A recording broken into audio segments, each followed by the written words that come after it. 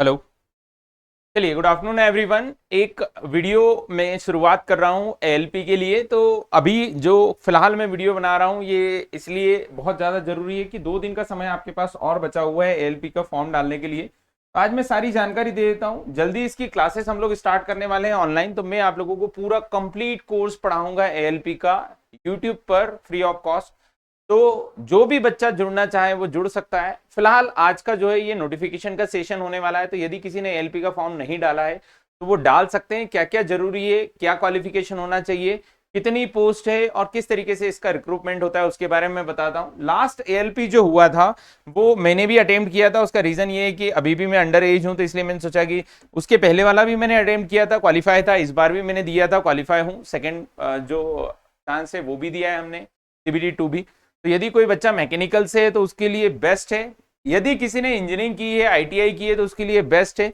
उसका रीजन ये है कि मिनिमम तैयारी में सिलेक्शन हो सकता है। कम से कम तैयारी में आप एएलपी बन सकते हो बहुत आसानी से। यहां पर आप देखोगे तो प्रीलिम्स होता है, सीबीटी 1 होता है और एक सीबीटी 2 होता है। तो सीबीटी 1 में मेरे 68 मार्क्स थे 75 में से, और अभी सीबीटी 2 हुआ है, इसका रिजल्ट आया नहीं है, लेकिन 93 मैंने अटेम्प्ट किए हैं फर्स्ट में, और सेकंड में 62 है, जो कि प्योर करेक्ट है। तो कोई दिक्कत वाली बात नहीं है। आप भी इस तरीके से आराम से इस पेपर को क्वालिफाई कर सकते हो, लेकिन उसके लिए रिक्वायरमेंट है कि आपको सारी जानकारी हो। तो शुरुआत करते हैं। सबसे पहले इसका फॉर्म जो डलना स्टार्ट हुआ है वो स्टार्ट हो चुका है 29/3/2025 को नोटिफिकेशन आया था।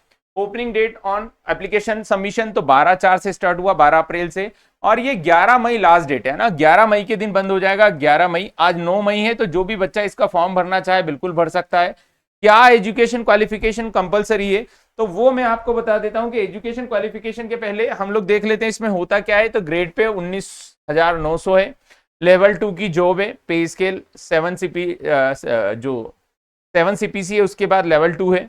18 से 30 साल की उम्र वाले भर सकते हैं। एज रिलैक्सेशन जो इसके अकॉर्डिंग होती है, आपकी कास्ट के अकॉर्डिंग जो रहती है, जो आपको रिजर्वेशन के अकॉर्डिंग रहती है, कास्ट नहीं रिजर्वेशन के अकॉर्डिंग जो रहती है, वो एज रिलैक्सेशन मिलेगा।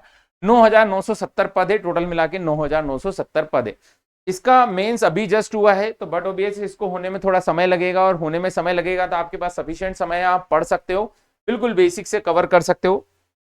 दो चीजें रहती है, एक सीबीटी 1 रहता है, एक सीबीटी 2 रहता है। सीबीटी 2 में आपका इंजीनियरिंग ग्रेड पूछा जाता है, इंजीनियरिंग या आईटीआई आपने जो कर रखा है। तो ये पहले मैंने इसलिए लिख रखा कि आपको पता रहे कि फॉर्म कौन कौन भर सकता है। तो फॉर्म भरने के लिए एजुकेशन क्वालिफिकेशन है engineering, electrical engineering, combination of various stream of electrical engineering. Engineering, electrical engineering से रिलेटेड जितने भी होती है इंजीनियरिंग, वो सारे इसमें भर सकते हैं। ट्रेड क्या क्या हो सकता है, ट्रेड कौन कौन से वो भर सकते हैं, अलग अलग ट्रेड के लिए वैकेंसी रहती है। तो इलेक्ट्रिशियन के लिए भर सकते हैं, इंस्ट्रूमेंट मैकेनिक्स के लिए भर सकते हैं, वायरमैन के लिए भर सकते हैं, आर्मेचर एंड कॉइल बाइंडर के लिए भर सकते हैं, refrigeration and air conditioning mechanics के लिए भर सकते हैं। ठीक है, ये ट्रेड चुन सकते हैं। ये अगर जो आपने इंजीनियरिंग की हुई होगी तो इस ट्रेड से आप भर सकते हो। दूसरा electronics engineering and combination of various stream of electronic engineering, है ना। ये वाले इलेक्ट्रॉनिक मैकेनिक और मैकेनिक रेडियो और टीवी के लिए भर सकते हैं। उसके अलावा किसी ने मैकेनिकल इंजीनियरिंग की है, combination of various stream of mechanical engineering, जैसे मान लो इसमें और भी आती है मैकेनिकल इंजीनियरिंग से रिलेटेड। आपने अगर जो डीजल मैकेनिक, मतलब मैकेनिकल से रिलेटेड और भी फील्ड रहती है, ऑटोमोबाइल इंजीनियरिंग वगैरह, ऐसी 4-5 फील्ड है जिससे इंजीनियरिंग होती है जो मैकेनिकल में ही आती है। तो वो बच्चा भर सकता है। फिटर के लिए भर सकता है, मैकेनिक के लिए भर सकता है, ट्रेड मैकेनिक के लिए भर सकता है। मैकेनिक डीजल से ही मैंने क्वालिफाई किया था। मैकेनिक डीजल से भर सकते हैं, टर्नर से भर सकते हैं, मैकेनिस्ट भर सकते हैं, रेफ्रिजरेशन एयर कंडीशनिंग मैकेनिक से भर सकते हैं, हीट इंजन से भर सकते हैं, मील राइट एंड मेंटेनेंस मैकेनिक से भर सकते हैं। ये अलग अलग ट्रेड है जिसमें आपको भरने का मौका मिलेगा। उसके अलावा यदि कोई ऑटोमोबाइल इंजीनियरिंग किया हुआ है या combination of various stream of automobile engineering, तो वो mechanic motor vehicle, tractor mechanic, mechanical diesel, देखो ये ऊपर भी था मैकेनिक डीजल और मैकेनिक डीजल, मतलब ये इंजीनियरिंग फील्ड वाले दोनों के लिए भर सकते हैं, जो मैकेनिकल से हो या फिर ऑटोमोबाइल से हो। हीट इंजन के लिए भर सकते हैं, रेफ्रिजरेशन एयर कंडीशनिंग मैकेनिक के लिए भर सकते हैं। तो पहले तो ये क्लियर हो गया कि आपकी ग्रेजुएशन में इंजीनियरिंग होना चाहिए। ग्रेजुएशन में इंजीनियरिंग है तो आप इससे भर सकते हो, तो आप इसमें अप्लाई कर सकते हो। किसके लिए? एएलपी के लिए, असिस्टेंट लोको पायलट के लिए। 2 सीबीटी होते हैं। सीबीटी 1 रहेगा जो 60 मिनट का रहेगा। कितने मिनट का रहेगा? 60 मिनट का, जिसमें 75 क्वेश्चन पूछे जाएंगे। मैक्सिमम मार्क एक क्वेश्चन का 1 रहेगा। नॉर्मलाइजेशन भी होता है और 1/3 की माइनस मार्किंग भी रहती है। नॉर्मलाइजेशन में 4-5 नंबर जनरली बढ़ जाते हैं, लेकिन इसकी एक कंडीशन है, इसमें ऐसा नहीं है कि आपको नंबर बहुत ज्यादा कुछ लेके आना है। यहाँ पर 40% मिनिमम क्राइटेरिया है अनरिजर्व्ड या ईडब्ल्यूएस के लिए, ओबीसी के लिए 30%, एससी एसटी के लिए 30, एसटी के लिए 25 और एससी के लिए 30%।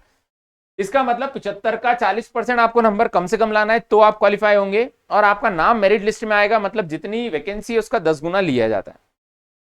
तो जो भी 10 गुना में एंटर हो जाएगा, वो 10 या 15 गुना, शायद 15 गुना बोला गया है, तो 15 गुना लिया जाएगा, तो 15 गुना में जो एंटर हो गया वो इसमें आ सकता है। बहुत सिंपल पूछा जाता है, मैथमेटिक्स आता है, मेंटल एबिलिटी आता है, जनरल साइंस आता है, जनरल अवेयरनेस आता है, जिसमें मैक्सिमम पोर्शन तो मैथ्स और मेंटल एबिलिटी कवर कर लेते हैं, मतलब 40 नंबर 45 नंबर का तो यही आता है, 45 मान लो, लगभग 45 के आसपास तो यही आता है।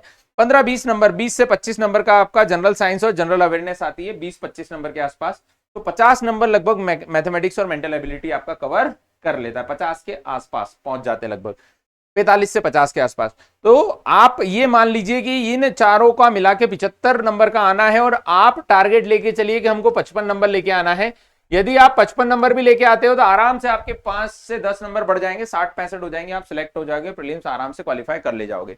यहाँ माइनस मार्किंग है तो यहाँ एक भी तुक्का नहीं लगा सकते, आपको पूरा प्रॉपरली पढ़ना पड़ेगा, बढ़िया तरीके से पेपर देना पड़ेगा, तो ही क्वालिफाई होंगे। ये अपनी व्यापम की एग्जाम नहीं है कि इसमें तुक्के का काम चल जाएगा। तो जो भी बच्चा 15,000 20,000 में इंजीनियरिंग की जॉब कर रहा है या कहीं फंसा पड़ा है, तो वो आराम से इसके लिए तैयारी कर सकता है और क्वालिफाई कर सकता है। अच्छी जॉब है, बढ़िया जॉब है, और आप ये आराम से क्वालिफाई कर ले जाएंगे। उसके पास मेंस रहता है, मेंस जो रहता है वो टोटल 175 नंबर का होता है, अभी हुआ है, मई में ही था, 5 मई को, 4 मई, 2 मई, 3 मई, 4 मई और 5 मई को इसके पेपर हुए हैं।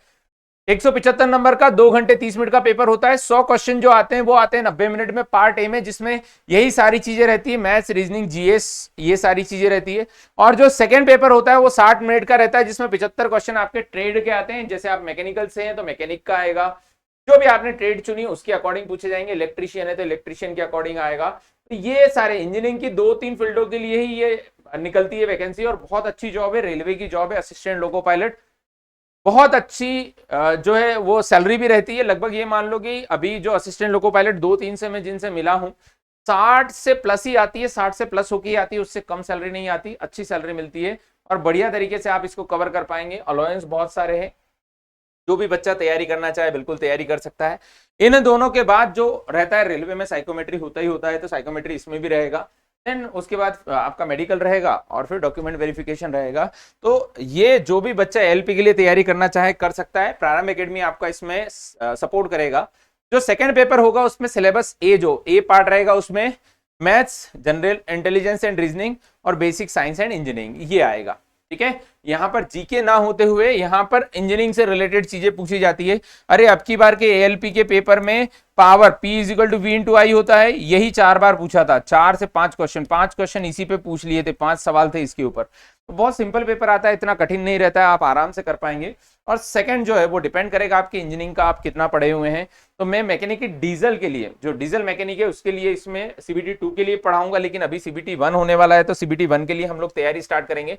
बाद में मैं यहाँ पर आपके लिए कोर्स लेके आऊंगा डीजल मैकेनिक के लिए, है ना। कोई बच्चा डीजल मैकेनिक के लिए तैयारी करना पड़ेगा तो करना चाहेगा तो उसके लिए बिल्कुल मैं लेके आने वाला हूं, या रेफ्रिजरेशन एंड एयर कंडीशनिंग से रिलेटेड मैं कोर्स लेके आऊंगा, तो उसके बारे में हम आगे जानकारी रखेंगे। फिलहाल प्रीलिम्स के लिए आपको कोई कोर्स खरीदने की जरूरत नहीं है, पूरी की पूरी आपको तैयारी करवाई जाएगी। प्रीलिम्स जो है वो 75 मार्क्स का रहेगा, अपने दिमाग में सेट कर लो, 75 मार्क्स का रहेगा। 60 मिनट मिलेंगे, कितने मिनट मिलेंगे? 60, और 50 या 55 प्लस नंबर लेके आना है। कितने नंबर लेके आना है? 55 प्लस मार्क्स लेके आना है। और 55 प्लस मार्क्स लेके आना है तो मैं रेगुलर बेसिस पे आपको अपडेट करता रहूंगा कि किस तरीके से पढ़ें। मैथ्स पूरी करेक्ट निकलना चाहिए, रीजनिंग पूरा करेक्ट निकलना चाहिए। जीएस और जीके की बात करें तो जीएस जो है उसमें बायो, फिजिक्स, इससे ज्यादा सवाल आते हैं, बायो और फिजिक्स के अच्छे सवाल आते हैं, तो ये आप लोग कवर कर लेंगे तो आराम से हो जाएगा।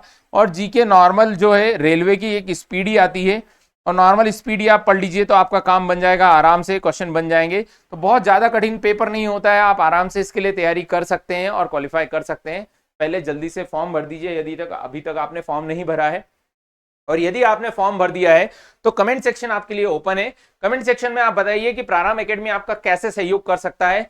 मैं सुबह 6 बजे आपकी क्लास लाने की सोच रहा हूं, 6 या 7 बजे हम लोग क्लास रखेंगे, 7 से 9 2 घंटे 3 घंटे रोज पढ़ेंगे। तो जो भी बच्चा एएलपी के लिए तैयारी करना चाहता है बिल्कुल कमेंट सेक्शन में जुड़े और ज्यादा से ज्यादा इस लिंक को शेयर करें ताकि बाकी लोग भी हमसे जुड़े और हम बढ़िया तरीके से तैयारी कर पाए।